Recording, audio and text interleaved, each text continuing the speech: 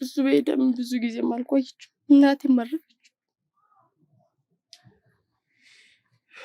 ናፈላልግሽ ያደረገን እሱ ነበር ነው ወንድሰሽ ይውደትክን ነው እኔ ከዛ በኋላ ባልነግርክም የኔ ህይወት ምን ሊሆን እንደሚችል መገመት ትችላለህ ከዛ በተረፈ ደግሞ ወንድሜ በየሆቴል ቤቱ እየተረፈ ትርፍራፊ ነበር እየለቀመ የሚያመጣ ራስሽን እንድትቋቋሚ ስለሚፈልግ ለጊዜው የምትሆን 100,000 ብርም ጭምር በእኛ በኩል ይሄው ያ ጊዜ ተውነት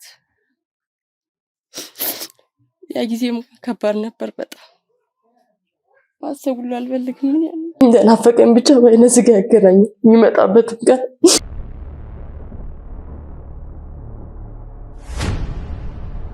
ሰላም የተወደዳችሁና የተከበራችሁ ውድ ቤተሰቦች እንደምን አላችሁ እንደምን ቆያችሁ እንደምን ከረማችሁ በያላችሁ በሰላም እግዚአብሔር እንግዲህ ከሁላችሁም ጋር ይሁን እያልኩ ዛሬ እነሆ ብቅ ብያለሁ እንግዲህ ውድ ቤተሰቦች ለመላው የእስልምና እምነት ተከታዮች በተክላላ ሚና ላይዲን ማለት እፈልጋለሁ እንኳን ለታላቁ የረመዳን በዓል በሰላም አደረሳችሁ ኢድ ሙባረክ ማለት እፈልጋለሁ ውድ ቤተሰቦች እንግዲህ ውድ ቤተሰቦቼ ዛሬ እንደዚህ ልክ እንደምታዩኝ እምር ድምቅ ብዬ የረመዳንን በዓል በመምሰል እንግዲህ ውድ ቤተሰቦቼ ዛሬ እዚህ ቦታ ላይ ተገኝቻለሁ ለምንድነው እንደዚህ የለበስኩት የት ነው እየሄድኩ ያለሁት የሚለውን ነገር እንግዲህ አንድ የምነግራችሁ የማጫውታችሁ ታሪክ አለ በጣም በህይወት ዘመኗ በህይወት እስካለችበት ጊዜ ድረስ እስካሁን ድረስ በወጣትነት እድሜዋ ከልጅነት እስከ እውቀት ድረስ የተፈተነች የተበደለች የተጨቆነች ህይወት ፊቷን ያዞረችባት አንድ እህታችን አለች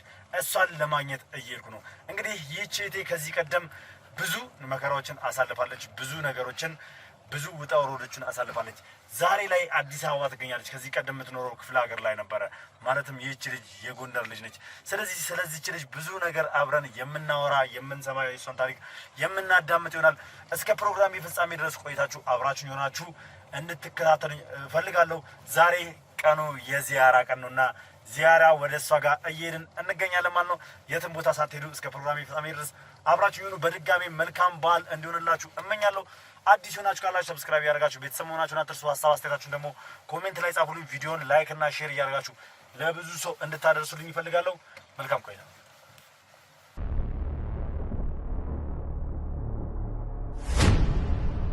እሺ እንግዲህ ውድ ቤተሰቦች ያው እንደነገርኳችሁ አንድ ሰው ዛሬ ላስተዋውቃችሁ እንደሆነ ነግሬያችኋለሁ ስለዚህ እዛ ቦታ ላይ ደርሰናል ያው ዛሬ እንደነገርኳችሁ የረመዳን ባህል ነው ስለዚህ ይህን ባህል ምክንያት በማድረግ እንግዲህ እንደዚህ ቅድም ብያችኋለሁ እንደዚህ በአማራ መልኩ እንግዲህ ለብሼ ዛሬ ዞር እያልኩ እገኛለሁ በጣም ታሪኳ የሚያሳዝን ከዚህ ቀደም አግኝቼ ያዋራኋት ከዚህ ቀደም ስለሷ የሰማኋት ልጅ ነው ዛሬ ይዤላችሁ የመጣሁት ማን ትባላለች ምንድነው ታሪኳ ምንድነው የሚያሳዝን ነገር ያላት የሚለውን ደግሞ በድጋሚ አሁንም አብራችሁኝ ሆናችሁ እንድትከታተሉኝ ጋብዛችኋለሁ መልካም ቆይታ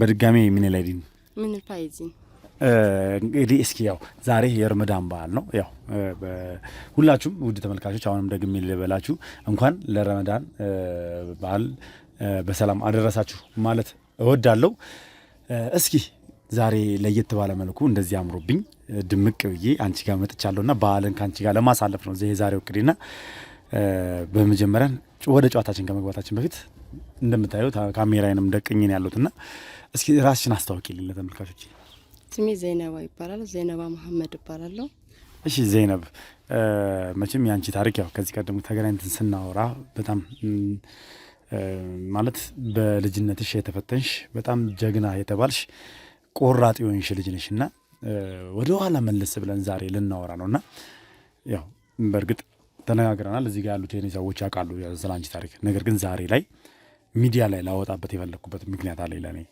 ገባሽ አይደል እዚህ ሚዲያ ላይ እኔ ያንቺን ታሪክ ማውጣት የፈለኩበት ምክንያት ምንድነው እሱም በኋላ ላይ እንደርስበታለን ስለዚህ ያው እንዳይደብርሽ ምንም ነገር ማለት ቅር እንዳትሰኝ ይፈልጋሉ መልካም እሺ ወደ ኋላ እንመለስና ስለ ዘይነባ እናውራ እስኪ ዘይነባ መሐመድ ስለ ተወለደችበት ቦታ እናውራ እስኪ ከባድ ነው ብቻ ያው ተወልጄ ያደኩት ጎንደር ነው ከእናትና ከአባቴ ጋር ነው ተወልጄ ያደኩት ከኔ የሚበልጥ ታላቅ ወንድም አለኝ ያው በ2 አመት እና የሚበልጠኝ ታላቅ ወንድም አለኝ ምኖረው ከእናትና አባቴ ጋር ነው እንዳልኩክ ነው። ብቻ ይሄ ኑሮ ነው ብለህ ማገልጸው ኑሮ የለም። በጣም የሚከብድ ኑሮ ነው።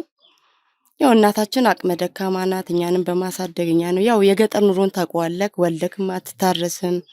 እዚህ ጋርም ስቃዩም አለ። እንጨት ለቅማ ነው ምን ብላ ነው የምታሳድገን። በቃ እናታችን እሷ እኛን በማሳደግ ምክንያት በቃ የሆነ እድሜ የገፋው አቃል ነገሮችን አውቃለሁ በሚል በ3 ዓመቴ ላይ እናቴ በሽተኛ ነበረች። በቃ እንደዚህ የማይናገር በሽታ ማለት ነው። ከባድ ነው። በቃ ስለሷ ራሱ ሳስበው ከብደኛል አሁን ላይ እንደዚህ ብዬ ራሱ መናገር እኔ ስለሷ አላቅም። ብቻ እንደዛም ሆነ አባታችንም የሆነ የሚያገኛትም ቀን ስራም ይሰራል። ያው ብቻ የሆነም ገቢም ነበር። ግን ለኛም ለኔም ለወንድሜም ከማድረግ ይልቅ የራሱን ነገር ነበር የሚያደርግበት። ያው የራሱን ነገር ስልክ ይገባካል። ሱሶቹን በቃ አላቅም። እኔ ሌላ ቦታ ብቻ ከባድ ነበር። ብቻ ለኔና ለወንድሜ ለእናቴም ጭምር በጣም ከባድ ነበር። ማለት አባታችሁ ያው በዛ ሁኔታ ውስጥ እየኖራችሁ ምንም አይነት ድጋፍ አያደርጋችሁም። ሰርቶ የሚያገኛትን ገንዘብ በውጭ በኩል አወዳድሞ አጠፋፍቶ ነው የሚመጣው ነው። በፍጹም ምንም ነገር ለኛ ያደርግልን። እናቴ እንደዛ ያልጋ ቁራኛውና እንኳን ለሷ እንኳን በትንሹ የመድኃኒቱን ተው በቃ የዕለት ጉርሳ እንኳን ለመማ የምታስታግስበት ነገር ላይ እንኳን አልነበር። ምንም ነገር አያደርግም። በቃ ይሰራል። የሚሰራውን ነገር ነገርኩ። የቀን ስራ የሚሰራ ምንም ነገር ያደርግ እኛ የምናውቀው ነገር የለም። ያው ወንድሜም የሆነም ያለበት እድሜ ነገር ያለው 3 ዓመት ነው። እሱ ግፋ ቢልከኝ ያው በ3 ዓመት ምናምን ቢበልጠኛል። ያው ጎረቤቱም አይጨክንብንም ነበር። ያለውን ያካፍሉናል፣ ያበሉናል። ከዛ በተረፈ ደግሞ ወንድሜ በየሆቴል ቤቱ እየተረፈ ትርፍራፊ ነበር እየለቀመ የሚያመጣ ተመላሽ ምግቦች ማለት ነው። የሰዎች ምግቦች ያመጣና እሱን ለ3 እኔ እናቴ እሱን እንጎርሳለን። በቃ እንደዚህ ብለክ ማት ነግሮ ህይወት ታውቃለህ ከባድ ነበር። በቃ የሆነ ያ ነገር መቼ ነው የሚያበቀው ብለክ ማለት ነው ከፈጣሪ ጋር ነበር ጠዋትና ማታ። እዛ ጋር ደግሞ የእናታችን ስቃይም አለ። የእሷን መቋቋም ይከብደናል በጣም። ያ እሷ እንደዛ አልጋ ላይ ሁሉ ተኝታ ሁሉ የምታስበው የምትጨነቀው ስለኛ ነበር። ለማን ትቻችሁ ሄደው እኔ እንኳን አንድ ነገር ብሆን እንኳን እንደናንተ ለማን ነው እንትን ብያችሁ ምለው። በቃ ቤተሰቦቿ እሱም ነበሩ። አዲስ አበባም ቤተሰቦች ነበሯት። እሷ ወንድሞቿ ምኖቿ አክስቶቿ ነበሩ። ግን በመሀል እነሱም ርቀውናል። ያው ምክንያቱ ደግሞ አባቴን እንትን እንድትል አይፈልጉም ነበር። የአባቴን ሁኔታ እነሱም አንድ አካባቢ እዛው አንድ ጎንደር ላይ አንድ አካባቢ ስለነበር ስለሚኖሩት ይታወቁ ነበር። ባህሩን ያውቁት ነበር። አይሆንሽም እሱ ታይ ይቅርብሽ የተባለች ነበር ያገባችሁ እሱ። በቃ አሁን ላይ እውነት ነው የምነግርህ በሽታው የሚድን በሽታ እንኳን ሆኖ በቃ ምንም አይነት አቅም ስለሌለን ነው። ከባድ ሁኔታ ነው ብቻ ከበደ በጣም። የልጅነት ጊዜ ላይ ሆነን የቤተሰባችንን የእናታችንን የአባታችንን ህመም ስናይ በሰዓቱ ምንም ነገር አለማድረግ መቻላችን አሁን ላይ ሆነን ትልቅ ሆነን ስናስበው በጣም ያስቆጨናል። ሁላችንም ይህን ነገር የምንገነዘብ ነው። አብዛኞቻችን ላይ የደረሰ ነገር ነው። ምክንያቱም አብዛኛውን ቤተሰብ ላይ እንደዚህ አይነት ነገሮች አሉ። በልጅነታቸው እናታቸው አባታቸው ይታመሙና እነሱን ማሳከሚያ እነሱን መደገፊያ ነገር አቅም ያጣሉ። ከዛ በኋላ ግን አድገው ትልቅ ሆነው ወላጆቻቸውን ካጡ በኋላ ወደኋላ መለስ ብሎ ሲያስቡ ምን አለ አሁን ላይ በሆነ እንደምንም ተፍጨርጭሬ ምንም ማድረግ እናቴን ወይ አባቴን አሳክም ነበር የሚል ሀሳብ እየመጣ ያው ራሳችንን ይመረብሽ ወይ ደግሞ ስሜታችንን የሚጎዳ ነገር ነው ማለት ነው። ያው እንግዲህ ዘይነብም እንደሰማቻት እየነገረችን ያለችው ስለ እናቷ እንዲሁም ደግሞ በጣም ስለ አስቸጋሪው ኑሯቸው ነው። ከዛ ባሻገር አባታቸው ጥሩ የሆነ ስነ ምግባር እንዳልነበረው ነው የተናገረች ያለችውና እስኪ እሺ ማለት እናትሽ በዛን ወቅት ታሞ ነበረ። አባታችሁም ደግሞ ያው ሰርቶ የሚያገኛትን ምናምን ገንዘብ በውጭ ነው አወዳ ደግሞ አጠፋፍቶ የሚመጣው። ላንቺም ሆነ ለወንድምሽ እንዲሁም ለእናትሽ የሚያደርግ ነገር የለም እና ያው አንዳንዴ እንዳልሽው የጎረቤቶች ሰዎች እየጠሩም የዕለት ጉርሻችሁ ምናምን ነገር ትንሽ ብቻ እንጀራ ሊሰጧችሁ ይችላሉ። ከዛ ባሻገር ወንድምሽ እየዞረ ከምግብ ቤቶች ላይ እንደዚህ ምግብ ትርፍራፊ እንደሚያመጣም ጭምር ነው እየተናገርሽ ያለሽ ነው። ከዛ ባሻገር እናንተ ትምህርት ምናምን ነገር አንቺም ሆነሽ ታላቅ ወንድምሽ ትምህርት አትማሩም ነበር ወይ? በፍጹም እንኳን ትምህርትና በቃ እኔ አላቅም ስልክ ማናኝ የትኛው ምጻል ልጅ የምትጓጉ እንኳን ትምህርት ይቅርና የዕለት ጫማ እንኳን የምናደርገው ጫማዎችም የሉ። በቃ ምን አላውቅም ብቻ አሁን ላይ ሳስብ ማሰብ ሁሉ ይከብደኛል። እሺ ተረጋግተሽ ያው ኦልሬዲ ያለፈ ነገር ነው አልፈሽዋል፣ ዛሬ ላይ ደርሰሻል እና እንደዚሁ ለታሪክ እናውራው በሚል ነው እንግዲህ ይህንን ታሪክሽን ያነሳሁት። እውነት ነው ግን እኔ እንጃ እኔ እውነት ልጅነቴን ሳስበው የኔንም የወንድሜንም ስቃይ የእናቴንም እዛ ጋር ያለችበትን ሁኔታ ሳስበው ልጅነቴ ከባድ ነበር በጣም። የምናደርገው ጫማ እንኳን በቅጡ የለም፣ የምንለብሰው ልብስ የለም። ስለ ምግብ እንኳን ትምህርቱ ይቀርና እየነገርኩ እኮ ነው። ምግብ ራሱ ከሆቴል ቤት ነው ተመላሽ። ወንድሜ ጠዋት ወጥቶ ራሱ እስከ ላያገኝ ሁሉ ይችላል። ያው ተመላሽ ታውቃለህ። ሌሎችም ከሱ በእድሜ የሚበላልጡትም ሰዎች ስላሉ እነሱም በግድ ድንገት ከሱ ላይ ይቀበሉታል ብያለሁ። እድሜውን ነገር ልካለሁ። እሱ ትንሽ ነው ብቻ በቃ እሱ ጠዋት እንደወጣም ሳይመሽ ለራት ምናምን ሊመጣም ይችላል። ያችን ነው ተቋርሰን እንትን የምንለው። የልጅነታችን ጊዜ እንዲህ ተብሎ የሚወራ አይደለም። አሁን ላይ ካለፍነው በኋላ ድንገት ረስተነው ይሆናል እንጂ ከባድ ነበር የልጅነት ጊዜያችን፣ የሚወራም አልነበረ። አዎ በዚህ ሁኔታ ውስጥ እንዳላችሁ ከሆነ ጊዜ በኋላ ቤተሰባችሁ እንደተበታተነ ምናምን ነገር ሰምቻለሁ እና እስኪ ያን ጊዜ ምን ይመስል ነበር? እንዴት ነው ቤተሰቡ ሊበታተን የቻለው? ያ ጊዜ ተውነት ያ ጊዜ ከባድ ነበር በጣም ማሰብ ሁሉ አልፈልግም። ምን ያለ አይሽ ተረጋግተሽ አውሪ። ያው ያን ጊዜ እንዳልኩ ወንድም እየነገርኩ ነው በየሆቴሉ ነበር እየሄደ ምግብ የሚያመጣልን እና በቃ ተደጋጋሚ እዛ ምግብ ቤት ሄዶ ሲያመጣ በሆነ አጋጣሚ ፈረንጆች ያገኙታል። እዛ እንደተለመደው ከፈረንጆቹ ጋር ይመጣል ቤታችን እና በቃ እዛ በዛ ሰዓት እኔና እናቴ ላይ የነበረው ተስፋ እንደዚህ ብዬ የምነግርህ አልነበረም። ያው ፈረንጆች ስታይ የሚሰማክ ስሜት አለ አይደል? ካለብን ስቃይና ካለብን ችግር አንፃር እነዛ ፈረንጆች ሲመጡ ለኛ በጣም ትልቅ ነገር ነበር የጠበቅነው። በቃ የሆነ ነገር ይሰጡናል፣ ቢያንስ የዕለት ጉርሻ ያደርጉልናል፣ ብር ይሰጡናል። በቃ ከሰዎች የምንሰማው ምን ነገር አለ። ያን ነገር ነበር የጠበቅነው። መጡ፣ እነሱ ምንም ነገር እንዳልተፈጠረ ተመልሰው ሄዱ። ከዛ መልሶ ያ የሚጨልምበት ተስፋ የለም፣ መልሶ ያ ተስፋ ጨለመብን። ያው መተው ሲሄዱ ምንም ነገር የለም ብለን አሰብን። ከዛ በኋላ እንደተለመደው ከሆነ ጊዜ በኋላ እነዛው ፈረንጆች የአካባቢያችንን የሆነ ቀበሌ ጽሕፈት ቤት ነው የሚሰራ ሰው ይዘው መጡ። በዛ ሰዓት ሲመጡ የነበርነው እናቴ ነበርን። በቃ አባቷ ካለበት ይመጣ፣ አባታችን ቤት ውስጥም አይውልም ምናምን ብዬ ካለ አባታችሁም ካለበት ይምጣ ምናምን ተባለ። አባታችንም ተጠራና መጣና በቃ ልጁን በማደጎ ልንወስደው እንፈልጋለን አሉ፣ ወንድሜን ማለት ነው።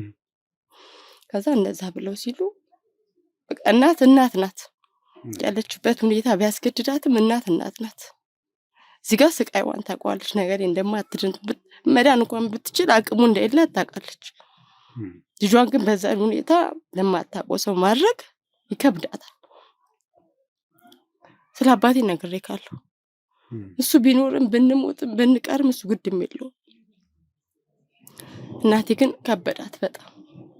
በቃ እናቴ ከብዷት እንትን ስትል ድጋሚ አባቴ ምናምን አለ። በቃ እሱ ነግሬካለሁ፣ እሱ ግድም የለውም። ያው ብቻ ይምጣ ስለተባለ ነው። እሷም ጎረቤቶች ምናምን ነገር አናገሯት።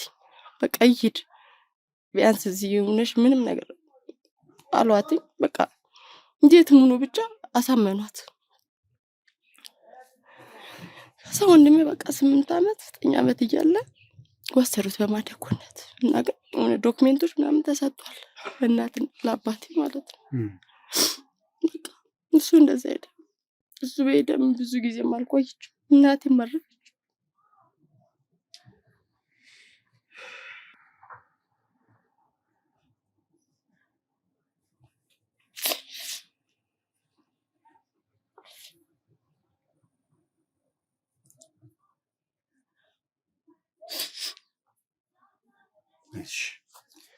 ተረጋጊ።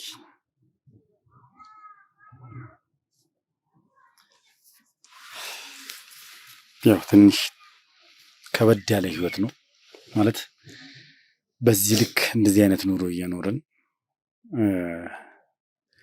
እንግዲህ አንዳንድ ጊዜ እንደዚህ አይነት እድሎች ይመጣሉ ማለት አሁን እንዳለችው ልጅ ወንድሟን በማደጎ የወሰዱ ሰዎች ያው የፈቅደው የሰጡት ምናልባት ይሄ ልጅ የተሻለ ህይወት እንዲያገኝ ነገ ላይ አዲስ ህይወት እንዲመሰርት የተሻለ ትምህርት እንዲማር ትልቅ የሆነ ኑሮ ማለት እዚህ ጋር ከሚኖረው የሰቆቃ ኑሮ የተሻለ ህይወትን እንዲመራ በሚል እንግዲህ አሳልፈው ሰጥተውታል። ነገር ግን ትልቅ ከባድ የሆነው ደግሞ ከዚህ በኋላ ነው። እናት ልጅ በተሰጠ በ2 ዓመቱ ህይወቷ ያልፋል። በዛን መሃል የምትቀረው አንድ ዘይነብና አባቷ መሐመድ ብቻ ነው። በጣም የሚያስገርመው ከዚህ በኋላ በዘይነብ ላይ ከባድ የሆነ ጫና እላይዋ ላይ እየተጨመረ መጣ። ምን ነበር ያ ጫና? እላይዋ ላይ ሲፈጠር እሷ ላይ ሲፈጠር የነበረው ነገር ምንድን ነው? እናቷ ከሞተች በኋላ ከአባቷ መሐመድ ጋር እየኖረች ምን ነበር ሲፈጠር የነበረው? ይህ ታሪክ ራሱ ትንሽ ከበድ የሚል ነው። እስኪ ከራሷ አንደበት እንሰማለን። እናትሽ ካለፈች በኋላ ከአባትሽ ጋር በምንኖርበት ሰዓት የተፈጠረው ነገር ምን ይመስል ነበር? ከብዳል። ትልቅ ስታወራው ምንም ነገር ይቀላል። በቦታው ደግሞ ለነበረው ሰው ይከብዳል። በጣም ከባድ ነበር። ያው እናቴ እንደሞተች አባቴ ነግሬያለሁ ድሮ። በቃ እሷ በሞተች ምንም አልቆየም። አመት ራሱ ይቆየም አይመስልም። አገባ። ያገባት ደግሞ ልጅ አላት ነበር። የ17 ዓመት ልጅ ነበራት። ለኔ ከዛ በኋላ ባልነግርህም የኔ ህይወት ምን ሊሆን እንደሚችል መገመት ትችላለህ። ዝጌ እንጀራ እናቴ ልጅ አላት። አባቴ ምንም ግድ የሌለው አባት ነበረ። በቃ የኔን ህይወት ባልነግርህ ከራሱ መገመት የምትችለው ህይወት ነበር። ነገር ካለው እድሜ በቃ እየጨመርኩ ነው፣ ግን ነገሮችን አውቃቸው ነበር። ከየሆነ የምግብ ማጣቱ ምናምን እሱ ሁሉም ነገር እሱ ድሮ እናቴም እያለች አውቀው ነበር በልጅነቱ። እንዲሁም በምግብ ከዛ በኋላ አልተጎዳም። ጎረቤቶቼ አልሐምዱሊላህ በጣም ጥሩ ሰዎች ነበሩ። እንዲሁም እናቴ ከሞተች በኋላ ለኔ ልዩ እንክብካቤ ነበር። ቁርስ ምንም እየጠበቁ፣ ግን ቤት ውስጥ የነበረው ነገር እንደዚህ ብዬ ማልነግርህ ነገር ነበር። ያው ጎረምሳ ልጅ አላት ብዬ ካለው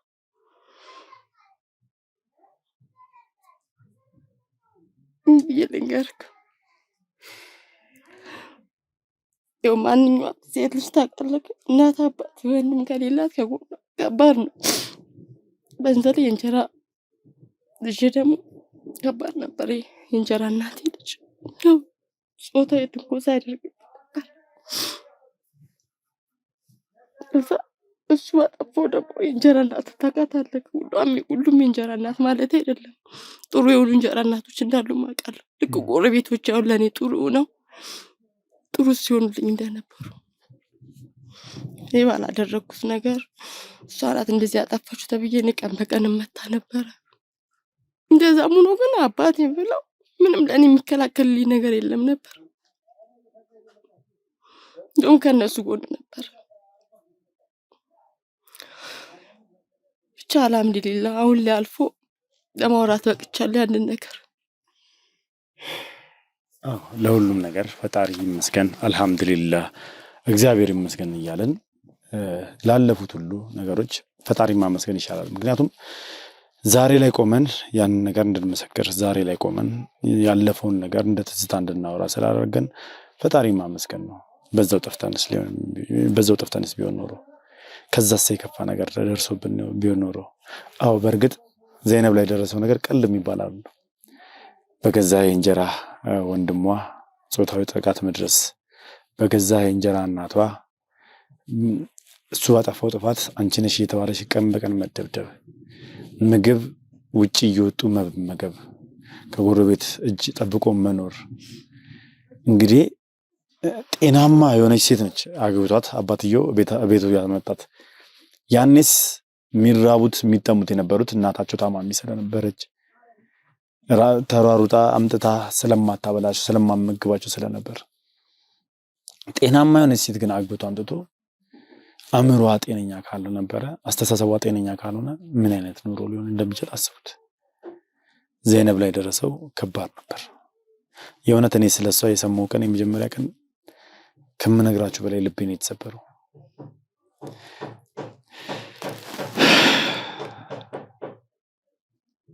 ዘይነብ ላይ የእድሜም የሞራልም የስነ ልቦናም ብዙ አይነት ጫና ነው የደረሰባት፣ ብዙ አይነት ጫና። ግን ዛሬ ያውላ ነገር አልፎ አዲስ አበባ ትገኛለች። እንዴት ነው ከጎንደር ተነስተሽ አዲስ አበባ ልትመጪ የቻልሽው? እሱ እንኳን ረጅም ታሪክ ቢሆንም አንድ እዛ ጎንደር ላይ ስንኖር ነበረች ስልክ ያው ከኔ እድሜ ከፍ ብትልም የአብሮ አደጌ ጎረቤት ልጅ የምትለለም እነሱ ቤት እየሄድኩ ስበላ ምስጠጣ የነበረች ልጅ ናት። እሷ ቀድመኝ ወደ አዲስ አበባ ለስራ ብላ ትመጣለች። ያው አዲስ አበባ ላይ መምጣት ከባድ ነው ታውቀዋለህ። የክፍለ ሀገር ሰው ብትሆን ወደ አዲስ አበባ ለመምጣት በጣም ከባድ ነው። ያው እሷ ቀድሜ መጣች። እኔም በዛ ሰዓት እድሜ 16 ምናምን ሆናለሁ። ብቻ እዛ ሆና በጎረቤት ያው ከእናቷ ጋር ጥሩ ኮሙኒኬት እንትን ነበረ።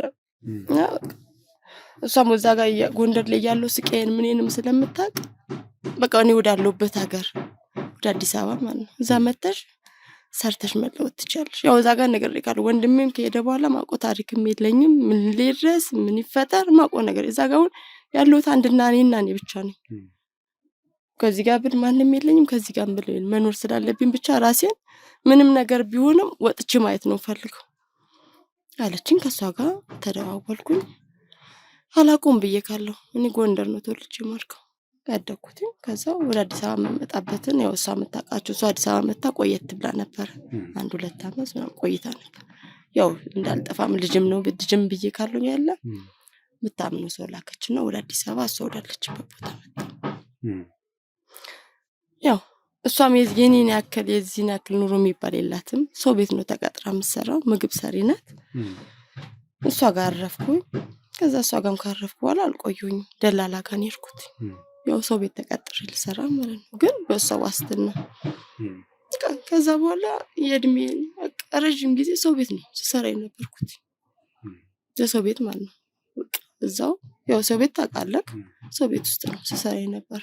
ስለዚህ በጓደኛሽ አማካኝነት ነው በ16 ዓመትሽ ከጎንደር ወጥተሽ ወደ አዲስ አበባ የመጣሽው ማለት ነው? ማለት ሰው ቤት ገብተሽ ስትሰሪ አልከበደሽም ነበር ወይ?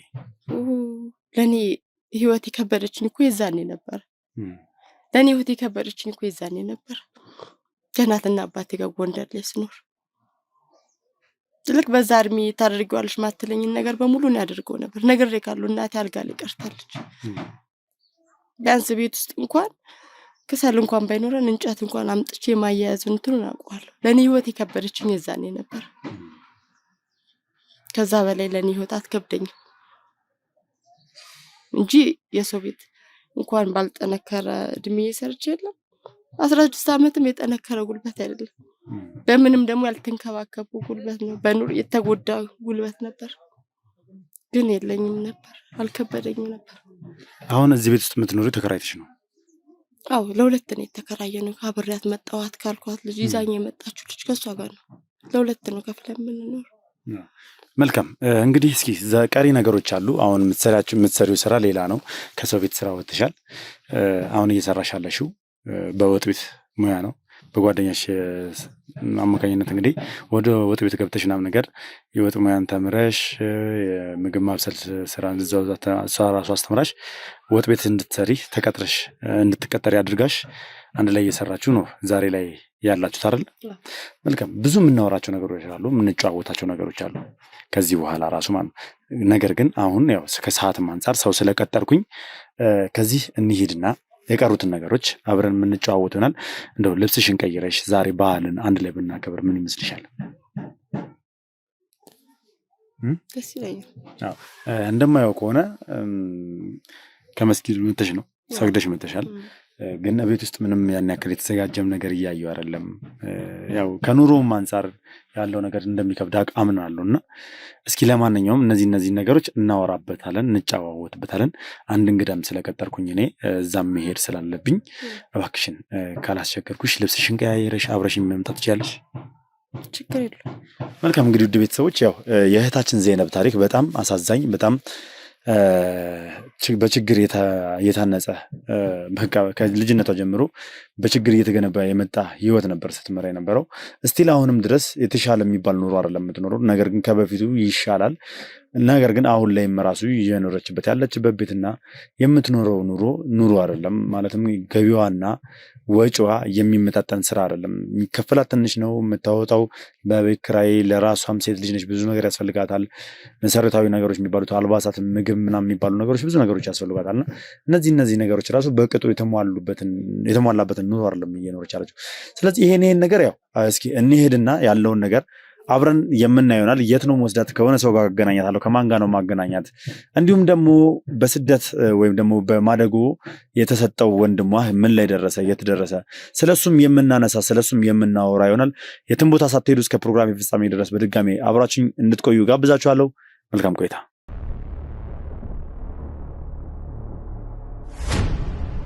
በድጋሚ እንኳን ለረመዳን በሰላም አደረሳችሁ ኢድ ሙባረክ እያለን እንግዲህ ወደ ቤተሰቦቼ ወደ ስቱዲዮ መጥቼ እንግዲህ እንደምትመለከቱት ዘይነብንም ይዣት መጥቻለሁ። ከዛም ባሻገር ደግሞ የሁል ጊዜም ከጎናችን ሆኖ የሚያግዘን አብሮን የሚሰራ ድንቁ ወንድማችን እሸቴም እንግዲህ ስቱዲዮአችን ድረስ ተገኝቶልናል። ስለዚህ ውድ ቤተሰቦች ዛሬ ከእሸቴ ጋር ለምንድን ነው የተገናኘነው? ሁላችሁም እንግዲህ ብዙ ጊዜ ተገምታላችሁ። ምክንያቱም እሸቴ ካለ የሆነ ነገር አለ፣ ማለትም ለዛ ሰው የሚሰጠው ነገር አለ። ዛሬ ግን ለየት ያለ ነገር ነው።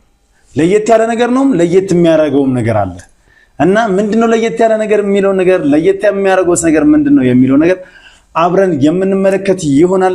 የትም ቦታ እንዳትሄዱ እስከ ፕሮግራም ፍጻሜ ድረስ ዛሬ ልዩ ሰርፕራይዝ ነው ያለው። ከሚባለው በላይ ልዩ ሰርፕራይዝም ጭምር ነው ያለን። ሁለት ሰርፕራይዝ ነው ያለን፣ ሁለት ስጦታ ነው ያለን። ስለዚህ የትም ቦታ እንዳትሄዱ እስከ ፕሮግራም ፍጻሜ ድረስ በድጋሚ አብራችሁኝ ሁኑ። መልካም ቆይታ። እሸቴ እንኳን ደህና መጣ። ሉሌ እንኳን ደህና ቆያችሁ። አምሮብሃል በጣም ዛሬ። በዚህ አጋጣሚ ተመልካቾቻችሁ ወይም ደግሞ የእናንተ ፋሚሊዎች፣ ለሁሉም የእስልምና እምነት ተከታዮች እንኳን አደረሳችሁ ለኢድ ሙባረክ። እንግዲህ ያው ስለዚህ ነው ብዙ ነገር አውርተናል፣ ብዙ ነገር ተጫዋውተናል። ስለዚህ ዛሬ እዚህ የተገናኘንበት ትልቁ ነገር ምንድነው? ያው የምናደርገው ነገር ስላለ ሁለት ስጦታዎችን ይዘን ስለተዘጋጀን ነው ውድ ቤተሰቦቼ። ከዛ በፊት ግን ቅድም ያቋረጥነው ጨዋታ ነበረ። ማለትም በዚሁ አጋጣሚ ዘይነብና እኔ ወደዚህ ስንመጣ ከዚህ ቀደም ዘይነብ ለረጅም ዓመታት ወደ 23 ዓመት በላይ ወንድሟን በአካል አይታው የት እንዳለም አድራሻውን ሳታቅ ቀርታ፣ ማለትም በማደጎ የተወሰደ ልጅ ስለነበረ አድራሻውን አያውቁትም፣ የት እንዳለ አታውቅም። እና በዚህ ሁኔታ ውስጥ ሆነው እንግዲህ ከ23 ዓመት በላይ ተራርቃ የኖረች በማደጎ ከተወሰደባት ከ2 ዓመት ቆይታ በኋላ እናቷ በህይወቷ እንዳለፈ፣ ከዛ በኋላ ብዙ ጫናዎች እሷ ላይ እንደነበሩ፣ ብዙ ህይወቷ ምስቅልቅል እንዳለ፣ ከዛም ባሻገር ደግሞ እናቷም እያለች ወንድሟም እያለ የሚኖሩት ኑሮ በጣም አርኪና አጠቃሚ የሚባል ነገር ያልሆነ በጣም የድህነት ኑሮ ውስጥ እንደነበረች ታሪኳን አጫውቻለሁ። ታውቃለህ፣ ቅድምም ስናወራ ነበረ በሚዲያው ላይ። ከዛ በፊት ግን እኔ ሙሉ በሙሉ ታሪኳን አውቄው ስለነበረ ማለት ነው ያናነሳናቸው ነገሮች አሉ። እንግዲህ ከ23 ዓመታት በኋላ ባለፈው እንግዲህ ተገናኝተን እንደነበረው ታሪክሽን ካጫወትሽኝ በኋላ መጥቼ ወንድምሽ እንዳለና አንቺን ልናፈላልግሽ እሱ እንዳዘዘን በሱም ፍላጎት ምክንያት አንቺን አግኝተን እንዳገናኛናችሁ አንቺን እንዳገኘንሽ ነግሬሽ ነበር በባለፈው በመጣው ሰዓት አይደለ? ዛሬም ያው የምናደርጋቸው ነገሮች ስላሉ ስለነዛ ነገሮች ልናወራ ነው። እስኪ ወንድምሽን እንዳለ የነገርኩሽ ሰዓት የነበረሽን ስሜት በደንብ አስታውሳለሁ። ዝም ብዬ የዛን ቀን በስልኬ ትንሽ ቪዲዮ ነገር እንዲያዝ አድርጌ ነበር። ምክንያቱም እንደዚህ አይነት ሙቭመንቶች እንደዚህ አይነት ስሜቶች እንዲያመልጡኝ ስለማልፈልግ ወንድሟም እንዲያዩ ስለፈለኩኝ በሰዓቱ በስልክ የተቀረጸች ነገር ነበረች። ትንሽዬ ነች ማለት ከ5 ወር በፊት ነው እንግዲህ ይሄንን ቪዲዮ የቀረጽነው። ማለትም ወንድሟ እንዳለ የነገርኳት እሷን እኔና እንመለስ።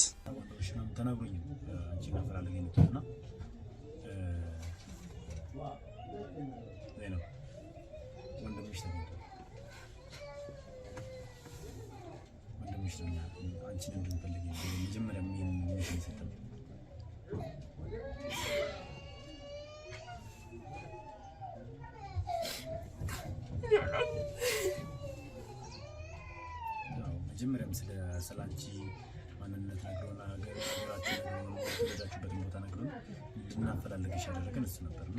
እንኳን ደስ አለሽ። የእውነትህን ነው ወንድሜ? አዎ ወንድምሽ ተገኝቷል። እዚህ እያፈላለገ ነበር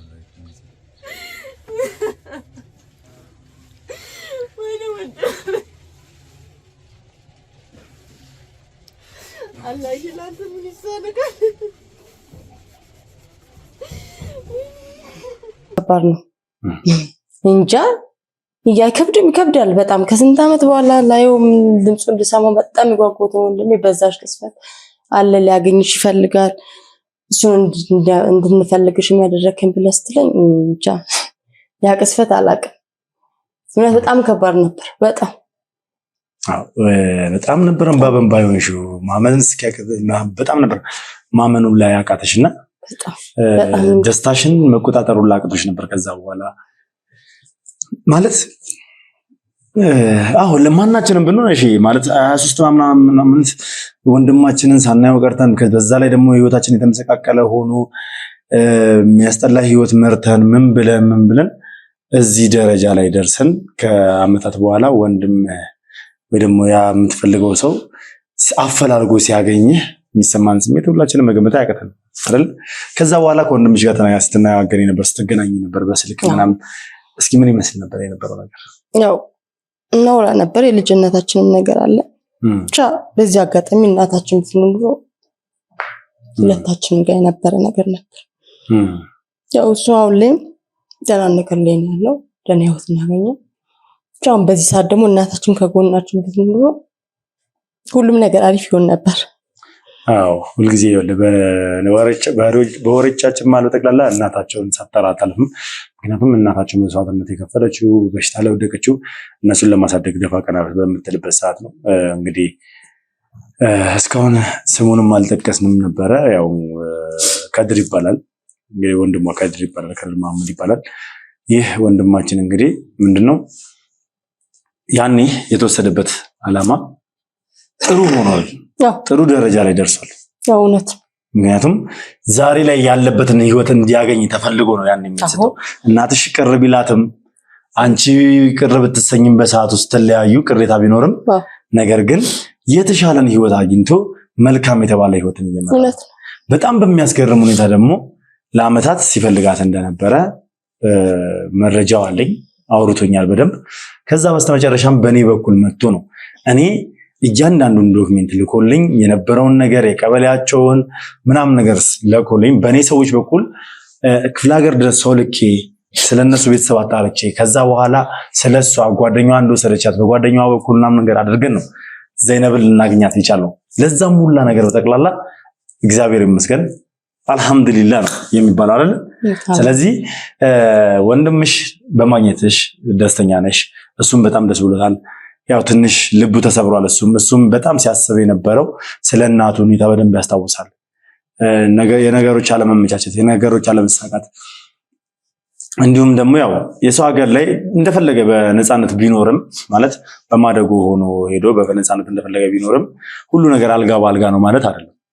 የሚከብድ ነገሮች አሉት። ለምን የሁላ ጊዜ መጥቶ አልፈለጋቸውም፣ ለምን የሁላ ጊዜ ቼክ አላደረጋቸውም ሊባል ይችላል። ነገር ግን የሰው ልጅ ሁሉ ነገር አይሟላለትም። ለሁሉም ደግሞ ፈጣሪ ሲፈቅድ እግዚአብሔር ሁን ያለው ቀን ነው የሚሆነው፣ አላህ ይሁን ያለው ቀን ነው የሚሆነውና ጊዜው ደርሶ እንግዲህ ዛሬ ላይ ደርሶ ያው ስለ እናቱ ማውቆ ተደርሶ ህርሙን እሱም አውጥቷል። ከሆነ ጊዜ በኋላ እንግዲህ ወደ አዲስ አበባ ወደ ኢትዮጵያ ወደ ተወለደበት ሀገር መምጣቱ አይቀርም። እንዲሁም ደግሞ የተወለደ ስፍራውን ጎንደርን ሄዶ ማየቱ የማይቀር ነው። ከእህቱ ጋርም እንግዲህ በአይነ ስጋ የመገናኘቱ ነገር ነው የማይቀር ነው። ዛሬ ደግሞ እዚህ ለምንድን ነው ይዘንሽ የመጣ ነው የሚለው ነገር አሁን በሰፊው እናወራበታለን። ከዛ ባሻገር ግን እሺ ዛሬ በዓል ነው። በበዓል ቀን ነው እየተንቀሸቀሽን ያለነው ሁለታችን አይደለ? ሰው እረፍት ባደረገበት ሰዓት፣ ካላንደር ዘግቶ መስሪያ ቤቶች ዝግ በሆኑበት ሰዓት እኛ እንግዲህ ስራ እየሰራን ነው የምንገኘው። ያው ከስራም በላይ ነው የመልካምነትን ስራ ጭምር ነው እየሰራን ያለነው አይደል? ስለዚህ እስኪ ዛሬ ሰሞኑን እኔ እናንተ ባወራንበት ጉዳይ ላይ አዲስ ነገርና ለየት ያለ ነገር እንድታዘጋጅልኝ ነበር የነገርኩ። በዚህ ጉዳይ ላይ አይደለ? አዲስ ነገርና ለየት ያለ ነገር አዘጋጅልኝ ብዬ ያዘጋጀልኝ ነገር አለ። ስለዛ ነገር እናወራና ምንድነው ያዘጋጀልኝ የሚለውን የት ነው የተዘጋጀልኝ የሚለውን ነገር እናወራና ከዛ በኋላ እንቀጥላለን። ሁለት ሰርፕራይዝ አለን። ሁለቱንም ሰርፕራይዝ ይፋ እናደርገዋለን። እሺ እንግዲህ በድጋሚ እንኳን አደረሳችሁ እስልምና ተከታዮች። ያው እንግዲህ ከዚህ በፊት ምናልባት የዘይነባን ታሪክ በጣም የሚያሳዝን ላይፍ ነው። ኢቭን ብዙዎቻችን በእኛም የደረሰብን አለ። በእኛም ባይደርስብንም እንኳን በጎረቤት በአካባቢ በጆሮአችን ስንሰማው የኖርነው አይነት ታሪክ ነው። ብዙዎቻችን ይህን ታሪክ ልባችንን ሰብሮታል። እንግዲህ በጣም የሚያሳዝን ነገር ነው። በብዙ ስቃይ ያሳለፈች እህታችን ናት፣ ከመጀመሪያ እስከ መጨረሻ ማለት ነው። እንግዲህ እናቷን በቅርብ አታለች። ከአባቷ ጋር ያለውን ነገር ሁላችሁም ታውቃላችሁ። ብቻዋን ህይወትን በስቃይ እያሳለፈች ያለች እህታችን ናት። እንግዲህ ዛሬ ላይ ደርሳለች። ዛሬ ላይ ስትደርስ እንግዲህ ደግሞ ደስ በሚል ሁኔታ እስካሁን የነበረውን ሀዘን ሁላችንም አዝነናል። ያንን ሀዘን ደግሞ ብዙ ጊዜ እኔን ታቁኛላችሁ። እኔ በእንደዚህ አይነት ነገሮች ላይ በመሃል እገኛለሁ። በመሃል የሚገኝበትም የብዙዎች ልብ የተሰበረውን ለመጠገን ሊሆን ይችላል። ብቻ በአንዳንድ ነገሮች እንገናኛለን እና ዛሬም በድጋሚ ብዙዎቻችሁ ሰምታችኋል ወንድሟ እንደተገኘ ከስንት ዓመት ፍለጋ በኋላ እንግዲህ ይሄንን ወንድም ከእህታችን ጋር ያገናኙት ሁሌም የምናመሰግናቸው ጀግኖች ወንድሞቻችን ከነዛ ውስጥ አንዱ ልዑል በጣም እንግዲህ ምንድነው የሚባለው ሁላችሁም ታመሰግኑታላችሁ። እንግዲህ እኔ በእናንተ ወክዬ ልዑል በእውነት እግዚአብሔር ሁሌም አንተን ይጠብቅልን፣ ረጅም እድሜና ጤና ይስጥልን እስከ መጨረሻው ድረስ። ልክ እንደዚህ አይነት ነገሮችን የተሰበሩ ልቦችን በመጠገን የታደልክ ሰው ነህ እና በእውነት ይሄ ታላቅ እድለኝነት ነው። ዝም ብሎ ለማንም አይሰጥም። ልዑልን ያቆይልን።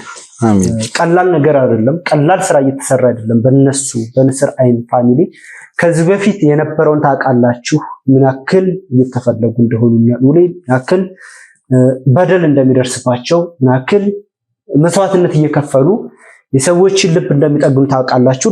ዛሬም ከዚህ በፊት የተለየ ነገር የለውም።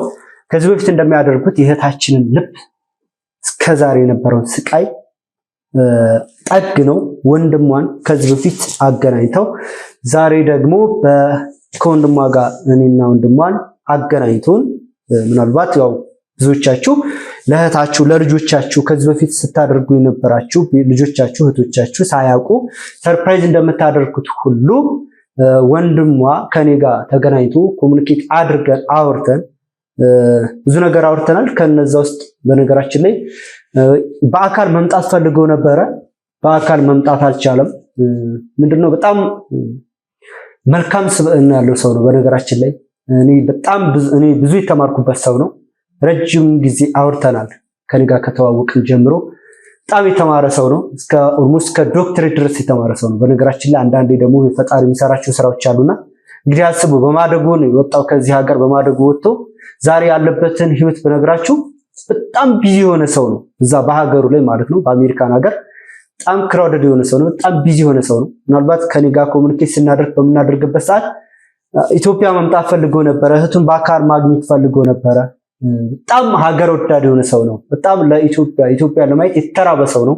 በጣም ደስ የሚል ሰው ነው። በቃ እኔ ይህን ያክል መግለጽ በጣም ይቸግረኛል። በጣም መልካም ስብዕና ያለው ሰው ነው እና ረጅም ሰዓት አውርተናል። ከኔ ጋር ኮሙኒኬት አድርገናል። መምጣት ባይችልም እንኳን የሆነ ሰዓት ይመጣል። በሚመጣበት ሰዓት ግን ከመጣልኝነቱን ሀገሩን ለመጥቀም ነው። እህቱን ከዚህ በፊት በአጠቃላይ እህቱ ዙሪያ የነበሩ ሰዎችን ለመጥቀም ነው የሚመጣው፣ ለማገልገል ነው የሚመጣው። እስከ ዶክትሬት ድረስ የተማረ ሰው ነው ብያቸዋለሁ። ሰው ያንን በማሰብ ተወሰነ ጊዜ እፈልጋለሁ ለመምጣት፣ ግን እስከዛ የማደርገው ነገር አለ፣ እህቴን መጠገን እፈልጋለሁ ብሎ በነ ልዑል በኩል የሰራው ስራ አለ። እንግዲህ እሱን ወደዛ መሄድ እንችላለን። ይሄን ይመስላል። መልካም። ከዛ በፊት ግን እሱ ያደረገውን ነገር ከማውራታችን በፊት እንደ ሁልጊዜውም አንተና እኔ ስንገናኝ አንድ ስምምነት አለን። ለተመልካቾቻችን ምን እናቀርብላቸዋለን የሚል ነገር ያው ሁልጊዜም ይሄ ነገር የማይቀር ነገር ነው። ምንም ያው ሲያዩን ገና ያውቁታል እና ከዛም ባሻገር ደግሞ አዳዲስ ነገር ይዘልኝ እንደመጣም ጭምር ነው የምፈልገው። ምክንያቱም ለተመልካቾች አዳዲስ ነገር ነው የምፈልገው። ለእኔ ቤተሰቦቼ የተሻለ ነገር ከጊዜ ወደ ጊዜ የተሻለ ነገር እንዲያገኙ ነው የምፈልገውና ምንድን ነው ይዘልኝ የመጣው? በእርግጥ ሁሌ አዲስ ነገር ይዞ ለመምጣት በጣም ብዙ የምንከፍለው መስዋዕትነት አለ። በቀላሉ የምናገኘው ነገር አይደለም። ምናልባት ዛሬ ምንድነው ይህንን ነገር ስናመቻች ወንድምየው እንደደወለልኝ ከዚህ በፊት አንዳንድ ባለሀብቶች ዴቨሎፐሮች ብዙ እርዳታ ማድረግ የሚደግፉ እናንተ ሚዲያ መደገፍ የሚፈልጉ ባለሀብቶች አሉ። በነገራችን ላይ ምናልባት ለሁሉም አይፈቀድም። አልፎ አልፎ ከስንት አንድ እንደዚህ እናመቻቻለን። ከነዛ ውስጥ ስናመቻች ብዙ ያቀረቡልኝ ነገር አለ። ከነዛ ውስጥ ግን ከዚህ በፊት ካሉኝ ከስተመሮች ጥያቄ አንፃር የእነሱንም ጥያቄ የሚመልስ እነሱን ጭንቅላቴ ውስጥ ከግምት ውስጥ በመጨመር በማስገባት ዛሬ ይዤ የመጣሁት ከሎኬሽንም ከአቅምም ከፕራይስም ከካሪም ለየት ያለ ነገር ይዤ መጥቻለሁ። ምናልባት ከዚህ በፊት ከመጀመሪያ እስከ መጨረሻ ስናቀርባቸው የነበራቸው ሎኬሽን የተለያዩ ሎኬሽን ላይ አቅርበናል። ከሎኬሽን ደግሞ የእናንተ ሚዲያ አብዛኛው የሚፈልገውን ካሪ አማራጭ ምን አይነት አቅም እንዳለውና ምን እንደሚፈልግ አውቃለሁ። ሰው እስከዛሬ ያላቀረብኩት የሆነ ሎኬሽን አለ። ያ ሎኬሽን ምናልባት በብዙዎቻችን ጭንቅላት ውስጥ የሚታወቅ ነው። በባለፈው በፒያሳ እንትን ብዬ 3 ወር 4 ወር ያክል የተጠቀመ ሰው አለ። በዚህ 3 ወር ወይም ኦልሞስት ከአንድ ዓመት በላይ ሰርተናል ከእናንተ ጋር። በእነዚህ አንድ ዓመት ውስጥ ያላቀረብኩት ወይም ደግሞ የብዙ ሰዎች ጥያቄ የሆነው እስካሁን ድረስ ያልደረሳቸው ቦሌ እንግዲህ ዛሬ ስለዚህ የመጀመሪያው ነገር ሎኬሽኑ ታወቀ ማለት ነው። በየት ነው? በቦሌ። ቦሌ እንግዲህ ብዙዎቻችን ቦሌ ሲባል ኢትዮጵያ ሲባል አዲስ አበባ ትስትለናለች። አዲስ አበባ ሲባል ቦሌ ያው የቀመጦች ነው የሚባለው። ቦሌ የሀብታሞች ሰፈር ቦሌ ቀመጠል ይባላል። የቀምጣሎች ሰፈር ይባላልና ቦሌ ምንም ጥያቄ የለውም። ዛሬ እስከ ዛሬ ከመጀመሪያ ለቡ ከዛ ፒያሳ ከፒያሳ እንዲሁም ወደ መገናኛ ዛሬ ቦሌ ደርሰናል ማለት ነው። ከቦሌም ቦሌ ሩዋንዳ ማለት ከወሎ ሰፈር ወደ ስካይላይት ሲሄዱ መሃል ላይ ያለ ቦሌ ጃፓን ድልድዩን ብዙዎቻችሁ ታውቁታላችሁ። እዛው ጋር ዓለም ሲኒማ ቅርብ በስካይላይት ጀርባ ነው የሚገኘው። ስካይላይት ሆቴልን ታውቁታላችሁ። ራማዳ ሆቴልን ታውቁታላችሁ። እዛው ቅርብ አካባቢ ናለው። ቦሌ ሩዋንዳ በቃ ሩዋንዳ ነው በቃ የቦሌ መሃል ከተማ የሚባለው ነው። በዚህ ቦታ ላይ ታዲያ ብዙዎቻችሁ ሁሌ ሳልቬት እናደርጋለን፣ እንጎመጃለን ቤት ለመግዛት። ግን እዚህ አካባቢ ብዙዎቻችን የቤት የመግዛት ህልም ቢኖረንም እንኳን ጫን ትንሽ ያዝ ያደርገናል። አቅም የሚባል ነገር አለ። ያው የክላስ የሚባሉ ሰዎች የሚገዙት ወይም ደግሞ የሚኖርበት መንደር ነው። ወይም ደግሞ ለማከራየትም ከሆነ እዛ አካባቢ ያው ኪራይዋን $1 ነች። መግዛት የማይፈልግ ሰው የለም። እነዚህ ነገሮች ይዙናል። ታዲያ እኔ የዘይነባ ወንድም ከድርጋ ኮሙኒኬት እንዳደረግን ከነልኡሌ ጋም ኮሙኒኬት እንዳደረግን እንደዚህ አይነት ነገሮችን ስንፈልግ መጀመሪያው ነገር ቢሆን ደስ ይለኛል። የብዙዎች ጥያቄ ስለሆነ መሃል ከተማ ላይ ምናልባት ግን በዚሁ አጋጣሚ ከሆነልኝ አይቀር ብዬ አመቻችቼ ዋጋውንም ተመጣጣኝ አድርጌ ካሬው አፎርዴብል ተደርጎ በዚሁ በሩዋንዳ ላይ ባለ 17 ወለል አፓርትመንት ኦልሞስት በ40% ዲስካውንት ተፈቅዶልኛል። 40% ዲስካውንት የተባለው አካባቢ ላይ ከሚሸጡ ለኪራይም ከሚቀርቡ ወይም ደግሞ ለሽያጭ ከቀረቡ አፓርትመንቶች አንፃር ስታይ ኦልሞስት የ40% ዲስካውንት ይኖረዋል። ወደ ዝርዝሩ ወደ ዲቴል ከዚህ በፊት እንደነበረው ስለዚህ አፓርትመንት ገለጻ ሳደርስ ስለ ሎኬሽን ይሄን ያክል ካልኳችሁ G+17 የሆነ ህንፃ አንደርግራውንድ 3 ቤዝመንት ያለው እስከ 5ኛ ፍሎር ድረስ ቢዝነስ ሴንተር የሆነ መኖሪያ አፓርትመንቱ ከ6ኛ ፍሎር የሚጀምር ከላይ ቴራስ ወይም ሰገነት ያለው ከባለ 1 እስከ ባለ 3 መኝታ ድረስ ነው ይዘን የመጣ ነው። በዚህ በቦሌ ሩዋንዳ ላይ ማለት ነው። ቦሌ ሩዋንዳ ሲባል እዚህ ቦታ ላይ ዛሬ ሁላችሁም መሳተፍ አለባችሁ። የምሬ ነው። ደስ የሚል ነገር ነው ይዤላችሁ የመጣሁት በእነ ዘይነባ ምክንያት በእነ ከድር ምክንያት ማለት ነው። ሰው ባለ 1 መኝታው የካሬው እንትን ወደ 58 ካሬ ነው። ምናልባት እዚህ ቦታ ላይ አሁንም ሁሌም የምለው ነገር አለ። ባለ 1 መኝታ ከ100 ካሬ በታች አይኖርም። 100 ካሬ ኦንሊ ክላስ ሌቭል ላይ ያሉ ሰዎች ብቻ ነበሩ እዚህ ቦታ ላይ እንትን የሚሉት። ካዲያ ባለ 1 መኝታ 58 ካሬ ነው። የዚህ ቶታሉ ፕራይስ ወደ 5 ሚሊዮን ብር አካባቢ ነው። ይሄ ዲስካውንት ምናልባት 5 ሚሊዮን ብር በኢንተራክቷል ምናምን ልትሉ ትችላላችሁ ብዙዎቻችሁ ማለት ነው። ቦሌ ላይ ነው እያወራን ያለ ነው። ስካይላይት አጠገብ ነው። ስካይላይት ሆቴል አጠገብ ነው እያወራን ያለ ነው። ትንሽ ለመስማት ይወለ ከተደገፍኩበት ቀላል ምክንያቱም ቦሌ ላይ 5 ሚሊዮን ብር እያወራን ነው። እስኪ ቀጥል እንስማ። 5 ሚሊዮን ብር መጨረሻ ላይ እንግዲህ ብዙዎችን ጥያቄ እንግዲህ እንመጣበታለን። 5 ሚሊዮን ብር ነው መጀመሪያ የምናስከፍለው 10% ነው። ባይ ዘ ዌይ የተሰጠው ኦልሞስት ሁሌም የምንለው ነገር አለ ለ10 ቤቶች ብቻ ነው። እነዚህ ዋጋዎችን እያወራ ያሉት 5 ሚሊዮን ብር የተባለው ኦልሞስት 9 ሚሊዮን ብር ምናምን አካባቢ የሚሸጠው ነው። በአጠቃላይ ወደ 88 ቤቶች ናቸው ያሉት። ከ88 ቤቶች ለ10 ቤቶች ብቻ ከዛ ቀሪዎቹ ወደ በካሪ የ20 የ30 ሺህ ብር ጭማሪ ይደረጋል። መጀመሪያ ላይ የዚህ የቤት ባለቤት ለመሆን የሚፈልግ ሰው የሚጠበቅበት 550 ሺህ ብር ብቻ ነው። 550 ሺህ ብር ከፍሎ ያው ሁሌም በርግጥ ከዚህ በፊትም የምናቀርባቸው ሁሌም አያሳፍሩም። ሁሌም ተደንቃችሁ ነው፣ ሁሌም ተደንቀው ነው ከስተመሮች የሚያዳምጡ። ለምን አዲስ አበባ ውስጥ ኢትዮጵያ ውስጥ ያለውን የቤት ዋጋ ስለሚያውቁ። በባለፈው የተጠቀሙ ሰዎች አሉ። በ440 ሺህ ብር ባለ አንድ መኝታ ስንሸጥ ነበረ። አሁን ምናልባት ይሄኛው ካሬ ከፍ ያለ ነው። 58 ካሬ ማለት በጣም ትልቅ ነው። 550 ሺህ ብር ከፍለው የባለ አንድ መኝታ የቤት ባለቤት መሆን ይችላሉ። ሌላኛው ባለ ሁለት መኝታ ነው። ባለ ሁለት መኝታ 93 ካሬ ነው። ቶታል ፕራይሱ 8 ሚሊዮን 800 ሺህ ብር ነው። የዚህ የቤት ዋጋ ከዚህ በፊት ወደ 12 ሚሊዮን ብር ነው የሚሸጠው። 12 ሚሊዮን ብር ስንት ተቀንሷል ማለት ነው? ወደ 4 ሚሊዮን ብር ቅናሽ 3.2 አካባቢ 3 ሚሊዮን 200 ሺህ ብር ቅናሽ ተደርጓል። 3 ሚሊዮን 200 ሺህ ብር ማለት ለአንድ ስደተኛ ለአንድ ከሀገራችን ወጥቶ ለወጣ 3 ሚሊዮን ብር በምን ያክል ልፋት ውስጥ በምን ያክል ሰዓት ውስጥ ሰርቶ ነው የሚያገኘው? ያን ራሳችን ማወቅ እንችላለን። የባለ ሁለት መኝታው ቅድመ ክፍያው 10%ቱን 880 ሺህ ብር ይሆናል ማለት ነው። ሌላኛው የባለ 3 መኝታ ነው። ባለ 3 መኝታ ኦልሞስት ወደ 125 130 የተለያዩ ካሬ አማራጮች አሉ። የዚህ ቶታል ፕራይሱ 11 ሚሊዮን 800 ሺህ ብር። ባለ 3 መኝታ እየሸጠን ያለ ነው። በፊት ባለ ሁለት መኝታ ይሸጥበት የነበረው ዋጋ ነው። መጀመሪያ ላይ የዚህ ባለ 3 መኝታ የቤት ባለቤት መሆን ለሚፈልግ ሰው የሚጠበቅበት 1 ሚሊዮን 180 ሺህ ብር ብቻ ነው ማለት ነው። 1 ሚሊዮን 180 ሺህ ብር ከፍላችሁ በቦሌ በስካይላይት ሆቴል አጠገብ በቦሌ ሩዋንዳ የባለ 3 መኝታ የቤት ባለቤት መሆን ትችላላችሁ ማለት ነው። ቀሪዎቹን 90%ቶች በባንክና ያለ ባንክ ከፈለጉ በባንክ 50-50 እናመቻቻለን። ባንክ ለማይፈልግ ሰው ደግሞ ሙሉ 100%ቱን በ3 በ4 ዓመት ውስጥ ከፍለው እንዲጨርሱ አድርገን እናመቻቻለን ማለት ነው። እነዚህ ቤቶች የሚረከቡት ከ2 ዓመት ተኩል እስከ 3 ዓመት ባለው ጊዜ ውስጥ ነው። ይሄ እድል መቼም ድጋሚ የማይገኝ እድል ነው። በዚሁ አጋጣሚ ምናልባት ይሄ በአጭር ጊዜ ውስጥ እዛው ጋር መስቀል ፍላወር ላይም ይኖረናል። መስቀል ፍላወር ላይም እንደዚሁ ለጥቂት ቤቶች ብቻ ከ6 ወር እስከ 1 ዓመት የሚረከቡ ከባለ አንድ መኝታ እስከ ባለ 3 መኝታ ይኖራሉ። እነሱንም ትንሽ ካሬያቸው ከፍ ይላል። ዲቴል ከፍ ያለ ነገር የምትፈልጉ በ6 ወር መረከብ እንፈልጋለን ምናምን ለምትሉ እሱንም እንደዚሁ 50-50 የባንክ ብድር ተመቻችቶ ኦፈር አቅርበንላችኋል። እነሱንም በዚሁ አጋጣሚ እንድትጠቀሙ ብዬ ገስጻችኋለሁ ወይም እነግራችኋለሁ። እንዴት አገኘው ዋጋው? ስለሰፈሩ የራስህ ካሉ ንገራቸው። ዝም አልኩኝ እኮ ምንም መናገር ስላቃተኝ ዝም አልኩኝ። ምክንያቱም በቦሌ ሩዋንዳ ላይ አንድ ባለ አንድ መኝታ ቤት በ5 ሚሊዮን ብር ከተገኘ ቤት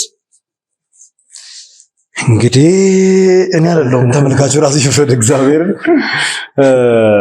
ራሳችሁ ተመልካቾች መፍረድ ትችላላችሁ። ካለው ነገር አንፃር ስንነሳ ብዙ ጊዜ የምናወራው ነገር ነው፣ ብዙ ጊዜ የምንደጋግመው ነገር ነው። አዲስ አበባ ላይ ቤት እንዲህ ነው፣ አዲስ አበባ ላይ ቤት እንዲህ ነው። ሁሌ መናገር የለብንም ይሄን ነገር እንጂ። ስለዚህ ያውቁታል ራሳቸው ሁሉም ሰው ስለሚያውቀው ይሄን ነገር ስለሚገነዘቡት በ5 ሚሊዮን ብር ግን ቦሌ ላይ ቤት የሚሽጥ ከሆነ ታምር ነው ለኔ። በ8 ሚሊዮን ብር ባለ ለመኝታ ቤት የሚገኝ ከሆነ ይሄም ለኔ ታምር ነው። ያውም ቦሌ ላይ መሆኑ ነው የሚያገነው። ትልቁ ነገር እኮ ደግሞ ጭራሽ የሚያገነው ቦሌ ላይ መሆኑ ነው። ሎኬሽኑ ነው በቃ። ምክንያቱም ያውም በቦሌ ሩዋንዳ ስካይላይት ሆቴል አካባቢ ነው። ቤት ለመግዛት አይደለም እዚህ አካባቢ ለማከራየት ራሱ ከባድ ነው። ያንን ነው ለ10 ቤት ነው። ይሄንን የምልበት ምክንያት ምንድነው? ለ10 ቤት ነው የምልበት ምክንያት ውድ ቤተሰቦች ለእናንተ ብዬ ነው። በቃ ተሽቀዳደሙ። 10 ሰው በጣም በመቶ ሺህ የምትቆጠሩ ተመልካቾች አላችሁ። ተሽቀዳደሙበት።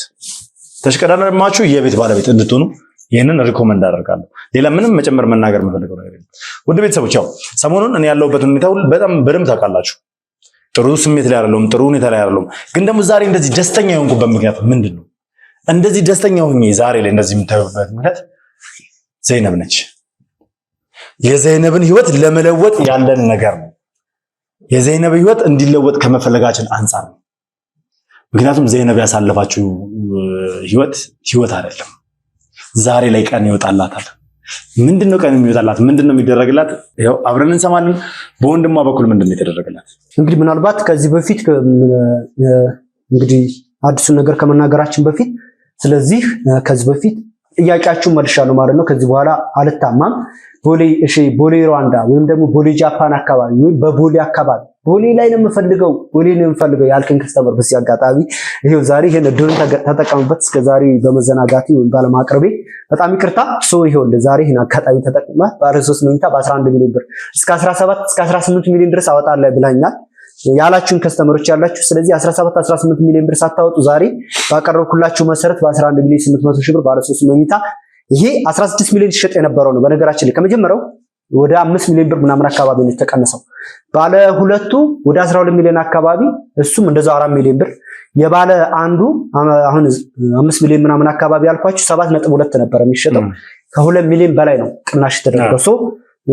ዛሬ ቦሌ አካባቢ ለምትሉኝ እንደውም ይሄን ፓኬጅ ዲስካውንት ሳይሰጣችሁ ያቀርብኩላችሁ ነበራችሁ። ስለዚህ ዛሬ ይሄንን ኦፈር ተጠቀሙና መስቀል ፍላወሩ ላይ እንደዛው እንደምን ብላችሁ አሁን ተጠቃሚ ሆኑ። ቦሌ ላይ ሲጠይቁ ለነበራችሁ ዛሬ መልሳችሁ ተመልሷል። ወደ አዲሱ ነገር ስንሄድ ዛሬ እንግዲህ በዓል ነው። የብዙዎቻችን የእስልምና እምነት ተከታዮች የሚደሰቱበት ነው። ሁሉም በዓልን የሚያከብሩበት ነው። የእህታችንም እንዲሁም እሷንም ይሄን በዓል በማስመልከት ዛሬ ቀኑን ተመርኩዘን ነው ዛሬ እንዲሆን አመቻችተን ነው እንትን ያደረግነው። ከከድር ጋር ተነጋግረን የወሰንነው አንድ ውሳኔ ምንድነው ከነዚህ ውስጥ ከቦሌ ሩዋንዳ ላይ ምናልባት የትም ቦታ ቢሆን ከአለፈችው ህይወት አንፃር ችግር የለውም፣ ግን ለምን ይሄው ኦፈር ጥሩ ኦፈር ስለሆነ ዋጋውም ጥሩ እንትን ስለሆነ ካምፓኒያችንም እሷንም አስመልክቶ ስለሆነ ዲስካውንት የሰጠው ለሷም ተብሎ ስለሆነ ወንድሟ በከድር ምክንያት በወንድማችን በጀግናው ይነግራቸዋል። በጣም ብቁ የሆነ ሰው ነው። በሰዓት ለሀገራችን የሚጠቅም ሰው ነው። እንግዲህ በሱ ምክንያት ለእህታችን ከነዚሁ ከለግዠሪ ከሆነ አፓርትመንት በዚሁ ሎኬሽን ላይ የባለ 2 መኝታ የቤት ባለቤት አድርጓታል ማለት ነው። እህታችን እንግዲህ እንኳን ደስ ያለሽ እህታችን። ባይዘው ከዚህም በላይ ማድረግ የሚችል ወንድም ነው ያላት። የልፋቷን አይቶ ፈጣሪም ደግሞ እንደዚህ አይነት ነገሮችን ይጎበኛልና ለሱ የሰጠው በረከት በጣም የሚገርም በረከት ነው። እግዚአብሔር ረድቶት ለዚህ በቅቶታል። ከዚህም በላይ ሊያደርግ ነው። ገና ለሷ ብቻ ሳይሆን ለኢትዮጵያ ብዙ የሚማረግ ህልም ያለው ሰው ነው። ከነዚህ ውስጥ እንግዲህ ኦልሞስት ዜናብ ይኸውልሽ ምን አለ መሰለሽ፣ እሺ እንድታለቅሽ አይደለም ዜናብ ይኸውልሽ ይሄ ደስታ ነው። ወንድምሽ ላንቺ ይሄ ሁላ ዘመን ጠፍቶብሻል። የመከራ ህይወት ኖረሻል። ከወንድምሽ ጋር ብዙ አውርተናል። ከወንድምሽ ጋር ብዙ ተነጋግረናል። ያሳለፍሽን ህይወት በጠቅላላ ተጫወተናል። ስለዚህ እሱ ካሳ ነውና እናትሽ ራሱ ኖራ ይህንን ነገር ብታይ ደስ ባለው ነበር በዚህ ሰዓት። ነገር ግን ይኸውልሽ አንቺም የእናቱ ምትክ ነሽ። ታናሽ እህቱን ብትሆኚ በጣም ለሱ ብዙ ነገር ነሽና የባለ 2 መኝታ ቤት ባለቤት እንድትሆኚ አድርጎሻል። አሁን ለቅሶ አያስፈልግም። ከዛ ባሻገር አንድ ተጨማሪ ስጦታ ላንቺ አለኝ። እየሰማሽ ነው? እባክሽን ተረጋጊ። በዚህ ሰዓት እኮ ማልቀስ አይደለም አልሐምዱሊላህ ማለት ነው የሚጠበቅብሽ። ዘይነብዬ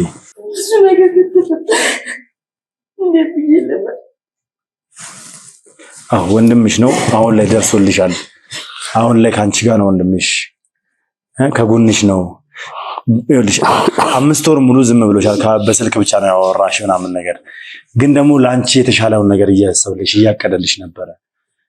መምጣት እንደዚህ ቅድም ሲናገር እንደሰማሽው መምጣት ይፈልጋል። ነገር ግን በጣም ቢዚ የሆነ ሰው ነው በዛ ነገር ላይና ጊዜውን ጠብቆ ሁሉን ነገር አመቻችቶ መምጣቱ የማይቀር ነው። እስከዛም ግን ይህንን ስጦታ አበርክቶልሻል። ተጨማሪ ደግሞ አንድ ስጦታ አለ ላንቺ መጣው። ዘይነብ አይዞሽ። ይኸውልሽ በተጨማሪም ደግሞ ወንድምሽ በዓልን ከፍቶሽ እንድታሳልፊ ስለማይፈልግ ሰርቫይቭ እንድታረጊ ስለሚፈልግ ይኸውልሽ ራስሽን እንድትቋቋሚ ስለሚፈልግ ለጊዜው የምትሆን 100 ሺህ ብርም ጭምር በእኛ በኩል ይኸው ከወንድምሽ የተላከ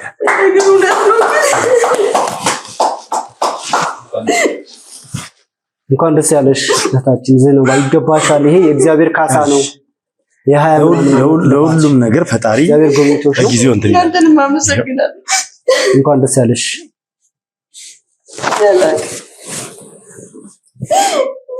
ያው የእናትሽ ልጅ ነው፣ ወንድምሽ ነው፣ አንድ ስጋ ናችሁ።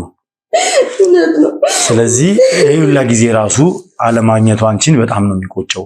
ይሁላ መከራ ማሳለፍሽ ለሱ ህመም ሆኖበታልና ዛሬ ላይ ግን ይሄው ደርሶልሻል። ከዚህ በኋላ እንባሽን ማየት አይፈልግም።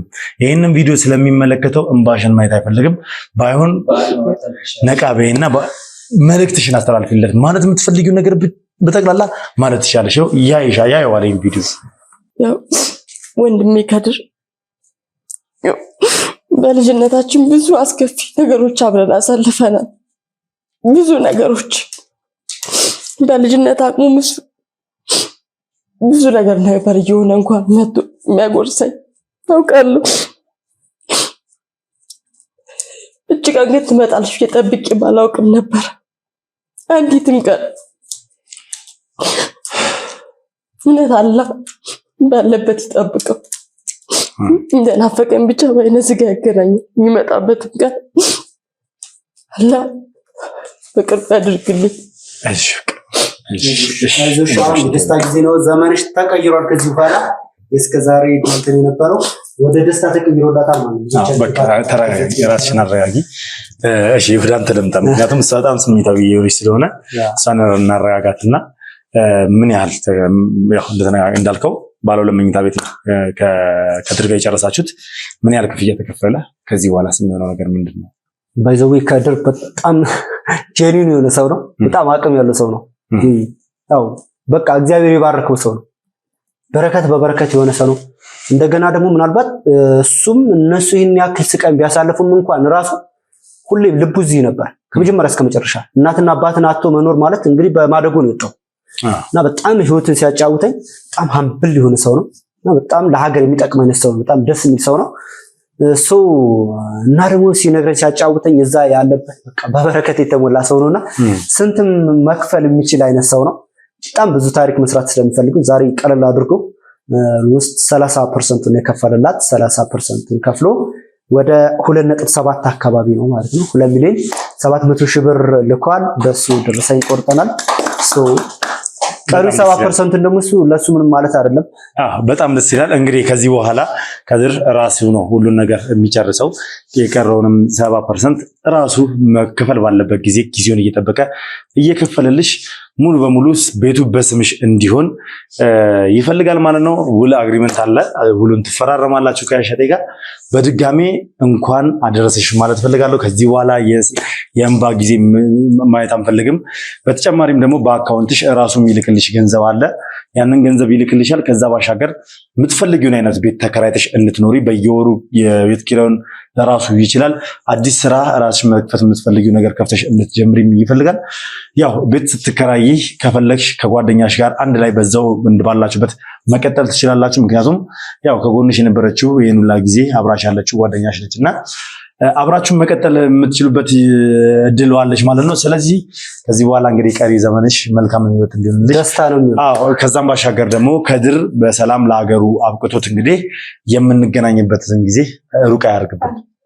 መልካም እንግዲህ ውድ ቤተሰቦች ዛሬ በጣም ደስ የሚል የረመዳን ባህል እንደዚህ በአማረ መልኩ አሳልፈናል። እህታችንን ዘይነብን እንግዲህ እንደተመለከታችኋት እያሳለፈችው ህይወት በጣም ከባድ ቢሆንም ፈጣሪ ሁሉን ነገር ሲያደርግ በምክንያት ነው። ለሁሉም ነገር ደግሞ መልስ አለው። ከዛም ባሻገር ለሁሉም ነገር ጊዜ አለው። ጊዜውን ጠብቆ የማይመጣ ጊዜውን ጠብቆ የማይነጋ ጨለማ የለምና፣ ስለዚህ ብዙ እድሜዋን በጨለማ ህይወት ውስጥ ታሳልፍ ነበረ። ዛሬ ወደ ብርሃን ወጣለች። ህይወቷ ነግቶላታልና መልካም ህይወት እንድትኖር እንመኝለታለን። በመጨረሻም እሺ ማለት የምትፈልገው ነገር ካለ እድሉን ልስጥህና ፕሮግራሜን አጠናቃለሁ። ምክንያቱም ያው በዓል ስለሆነ በዓሉ ሳያልፍ ከሷ ጋር ወጣ ብለን እንግዲህ በመጀመሪያ እህታችን እንኳን ደስ ያለሽ። ከሆነ ያለው ስቃይ መከራ ሙሉ ለሙሉ 100% ወደ ደስታ ተቀይሯል። ከዚህ በኋላ ያለው ቀሪ ዘመኗ የሚክስ ነው በአጠቃላይ የሚሆነው። ወንድሟም እንደዛ ነው የሚሆነው። እንግዲህ አምላኳም እዚህ አድርሷታልና ሰው በስተመጨረሻ ማለት የሚፈልገው ምንድነው? ሁሌም እንደምንነግራችሁ ብር በባንክ ቤት ሲቀመጥ ቫልዩለስ ነው። አሴት ላይ ሲያርፍ ትርፍ ነው። ከዚህ በፊት እንደነገርኳችሁ አንድ ሰው 10 ቤት 7 ቤት ገዛ ምናምን ብዬ አውርቻቸዋለሁ። ልክ መጀመሪያ እንደተለቀቀ የሆነ ፕሮዳክት የሆነ የገባቸው ሰዎች አሉ፣ ሌላ ጋር የገዙ ሰዎች አሉ። አሁን ደግሞ ምናልባት የሆነ ለምሳሌ ፒያሳ አካባቢ ወይም ለቡ አካባቢ ወይም ደግሞ መገናኛ አካባቢ የገዙ ደግሞ ቦሌ አካባቢ ወይ ለኪራይ ምናምን 3-4 አሴት ብትይዙ በጣም ይመከራልና በዚሁ አጋጣሚ እንግዲህ ባለ አንድ መኝታ በ500 ሺህ ብር ማግኘት ቀላል ነገር አይደለም። በቦሌ ላይ በደንብ ይህንን ኦፈር ተጠቀሙ። ቅድም እንዳልናችሁ ለ10 ቤቶች ብቻ ነው ተፈቀደው። በዚሁ አጋጣሚ ደግሞ የብዙዎቻችሁ ጥያቄ ምናልባት እዚህ ሀገር ላይ ተወካይ ምናምን የሌላችሁ ሰዎች እኛ ጋር ግዢ ስታከናውኑ በሁለት አይነት መንገድ ነው። አንደኛው በዲኤችኤል ነው፣ ሁለተኛው በተወካይ ነው። ዲኤችኤል የሚባለው ምንድነው? ይሄ ውክልና ህጋዊ ውክልና ኢትዮጵያ ውስጥ በእናንተ ስም የሚዘጋጀውን ውል መፈረም የሚችል ሰው ከሌላችሁ በዲኤችኤል ማስጨረስ እንችላለን። ብር ማንም ሰው ሊከፍልላችሁ ይችላል። ያ ዲኤችኤል ማለት ምን ማለት ነው? እዛው ባላችሁበት ሀገር ሆናችሁ አድራሻችሁን ትልኩልኛላችሁ፣ ፓስፖርታችሁን በዋትስአፕ ትልኩልኛላችሁ። ያን የላካችሁልኝ ፓስፖርት ፕሪንት አድርጌ ከውሉ ጋር አብሬ አታች አደርገዋለሁ። ውላችን በቦሌ ክፍለ ከተማ አማካኝነት የተዘጋጀ ወደ 14 አንቀጾች ያሉት እያንዳንዱ የገዢም የሻጭም መመሪያ ያለበት ነው። አድራሻውን ትልኩልኛላችሁ። ያንን ውል አዘጋጅቼ በላካችሁልኝ አድራሻ ያላችሁበት ቦታ የትም ካናዳም ጀርመንም አረብም አሜሪካም ሆነ በ3-4 ቀን ይደርሳችኋል። ከደረሳችሁ በኋላ 2 ውል ነው የምንልክላችሁ። እናንተ ጋር የሚቀረውን ታስቀሩና የካምፓኒው መልሳችሁ ተልኩልናላችሁ ማለት ነው። ሁለተኛው በተወካይ ነው። በተወካይ ማለት ህጋዊ ውክልና የእናንተን ንብረት መንቀሳቀስ፣ መሸጥ፣ መለወጥ የሚችል ሰው ህጋዊ ውክልና የሰጣችሁ ሰው ካለ ቢሮአችን ድረስ መጥቶ እዛው ሆናችሁ ፓስፖርታችሁ በእናንተ ስም ይዘጋጃል። በእናንተ ስም የተዘጋጀውን ውል ስለ እያለ ተወካዩ ይፈርማል። እናንተ የቤት ባለቤት መሆን ትችላላችሁ ማለት ነው። እና ሁሌም እንደምንለው እንደዚህ አይነት ኦፈሮች ስናቀርብ ምናልባት ሁሌም ፌስ ቱ ፌስ ተገናኝተን የምናቀርበው እነ ልዑል ያሉ በእኛ ስም የተለያዩ የሚጨረበሩ እንትኖች አሉ። እኛ የካምፓኒ ነን አንድ ነን ምናምን እየተባለ ሁሌም እንደምለው እኔ እሸቴ በአካል ሳታገኙ ወዴትም አትሄዱ። ታች በማስቀምጠው ስልክ ቁጥር 27 ቤት ስልክ ቁጥር በሱ ብቻ አግኙ። ብዙዎቻችሁ ይሄ ላይ የምትፎገሩትና ብዙዎቻችሁ መጨረሻ ላይ እየተማማን ያለ ነው። በዛ ነውና ይሄን ልዑል አንተ ማስጠንቀቂያ ተነግራችኋል። በተደጋጋሚ ሁሉ ጊዜ እንናገራለሁ። ሁሌም ለው ነገር ነው። ምክንያቱም ወደ እኔም ጥያቄው ስለሚመጣ ነው። እንደዚህ ሄደን እኮ እንደዚህ ጭማሪ ያለ፣ እንደዚህ ሄደን እኮ እንደዚህ አላስተናገዱንም፣ እንደዚህ ሄደን እንደዚህ ያሉን ስለምትሉኝ ነው። ይሄ ነገር ምንድነው? እዚህ ቁጥር ላይ እዚህ ቪዲዮ ላይ በማስቀምጠው ስልክ ቁጥር ብቻ እኔ በየጊዜው አንድ ቪዲዮ ሲሰራ እዛ ቁጥር ላይ የማስቀምጠው የባለፈውን ቪዲዮ ራሱ አይታችሁ ሌላ ከዚህ በፊት የሰራሁትን ቪዲዮ አይታችሁ የዛ ቁጥር ላይ መደወል አትችሉም። እዚህ ቪዲዮ ላይ ያለው ምክንያቱም ኦፈሩ የሚቀርበው ዲስካውንት የሚደረገው እያንዳንዱ ነገር በእለቱ ባለው ነገር ብቻ ነው። ስለዚህ አሁንም ለ10 ሰዎች የተዘጋጀው ይህ ዲስካውንት በዚህ ዋጋ ቤቶች በዘይነብ አማካኝነት ስለሆነ እዚህ ቪዲዮ ላይ ብቻ ነው የሚሰራው ማለት ነው። እዚህ ቪዲዮ ላይ ብቻ። ስለዚህ እዚህ ቪዲዮ ላይ ያለውን ስልክ ቁጥር ብቻ በመጠቀም እንዲሁም ደግሞ እሸቴን ራሱን በአካል በማግኘት ነው ይህንን ነገር ልታደርጉ የምትችሉት። ስለዚህ ውድ ቤተሰቦች ይህን ነገር እንዳያመልጣችሁ እድላችሁን እንድትጠቀሙበት እፈልጋለሁ። በያላችሁበት ሰላም እግዚአብሔር ከሁላችሁ ጋር ይሁንልኝ። መላው የእስልምና እምነት ተከታዮች በድጋሚ መልካም በዓል እንዲሆንላችሁ እየተመኘው ቀሪ ሰዓታችሁን ከቤተሰቦቻችሁ ጋር ዘና ያለ ጊዜ እንድታሳልፉ እኔ ልሰናበታችሁ። መልካም ቀን።